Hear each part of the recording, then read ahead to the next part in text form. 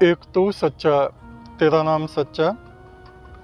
पुनर्जन्म एक रहस्य है। ईश्वर के बहुत ऐसे रहस्य इस संसार में हैं, पृथ्वी पर हैं, जिनको हम मनुष्य समझ नहीं पाते, समझ नहीं सकते। कितने जन्म भये कीट पतंगा, कितने जन्म गजमीन कुरंगा।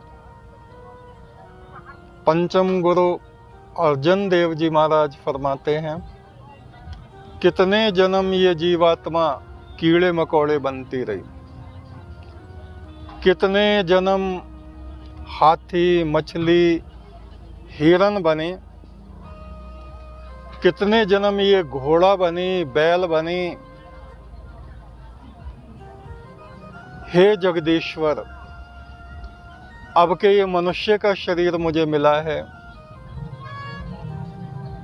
इस बार तुम आके मिल जाओ और मुझे जन्म मरण से मुक्त कर दो। ऐसा ही एक पुनर्जन्म आज हमारे सामने है, हम उस बात को रख रहे हैं। रमेश जी हैं हमारे साथ में, बरेली साइड से। तो इनकी बुआ जी के यहाँ जो पुत्र था, उसका पुनर्जन्म हुआ था, कैसे हुआ था वो हम उन्हीं से पूछेंगे। तो आपकी बुआ जी कहाँ की थी? गुरुजी ग्राम परधौली, जिला बरेली की रहने वाली थी वो। परधौली गांव है बरेली अच्छा, के पास में। अच्छा जी। तो उनके 4 पुत्र थे। हाँ। मतलब और 4 में सबसे बड़ा वाला जो था, क्या नाम था उसका? नाम था हरीश गंगवार। अच्छा, हरीश गंगवार नाम था। चारों भाई मतलब घर में कंचे खेल रहे थे। कंचे वो गोलियां? जी, गोली खेल रहे थे, घर में ही खेल रहे थे। घर में खेलते खेलते एक बिल में वो कंचा चला गया, गोली चली गई वो। तो उसको ढूंढने के लिए वो बड़ा वाला भाई भागा उसको।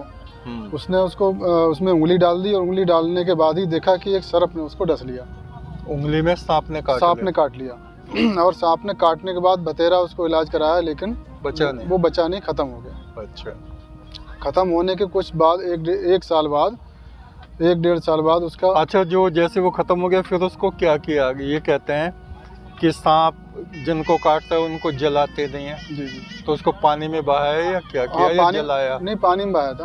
पानी में बहा दिया था उसको। अच्छा, फिर दोबारा उसका जन्म हुआ? फिर दोबारा 1-1.5 साल बाद जन्म हुआ। तो कहाँ पे? उसी घर में, बुआ जी के उसी घर में, उन्हीं माता के जो माँ पहले थी उनकी। जी है जी। उन्हीं माता के घर में वो जन्म हुआ। अच्छा, तो अगले जन्म में उनका क्या नाम रखा गया? रविंद्र गंगवार। रविंद्र जी।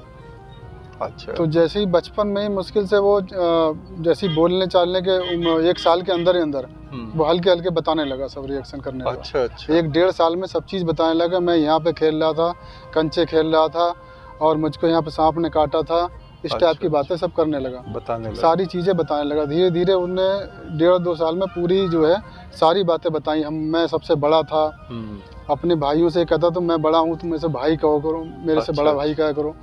लेकिन वो धीरे धीरे जितनी भी घटनाएं उसके साथ गुजरी थी उस समय, वो सारी उसने अपने रहस्य बताए। जी गुरुजी। फिर आपने बताया कि उनकी दोबारा भी मृत्यु हो गई? हाँ, दोबारा अभी कैंसर हो गया था उनको, गले में कैंसर हो गया था। तो अभी 35 ईयर जो होगी उनकी उम्र, वो एक्सपायर हो गया। 35 वर्ष की आयु में? पिछले 2023 में ही खत्म हुए शुरू। अच्छा 2023 तो ये चल ही रही, शुरू में खत्म हो गया, इसी में खत्म हो गया। तो इलाज तो कराया होगा? इलाज कराया, दिल्ली का चला था, दिल्ली में इलाज कराया। हो सकता है जो पीछे सांप ने उनको काटा था उसी का विष का असर रहा हो और कैंसर बन गया हो, ऐसा भी संभावना हो सकती है गुरुजी। हम ये नहीं कह रहे कि उसी कारण से हुआ होगा, लेकिन 1% तो हाँ संभावना हो सकता है कि वो शुरू से ही बीमारी रहा काफी टाइम।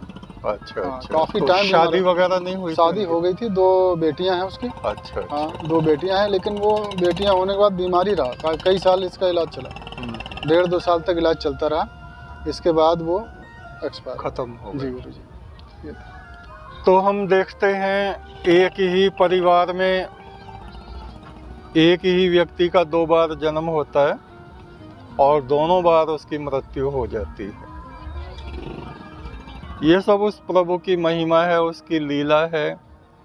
इंसान के हाथ में तो कुछ भी नहीं है, लेकिन इतना जरूर हम लोगों के हाथ में है कि हम सत्कर्म करें, पुण्य कर्म करें, अपने आचरण को पवित्र रखें और परमेश्वर का सिमरन करते रहें।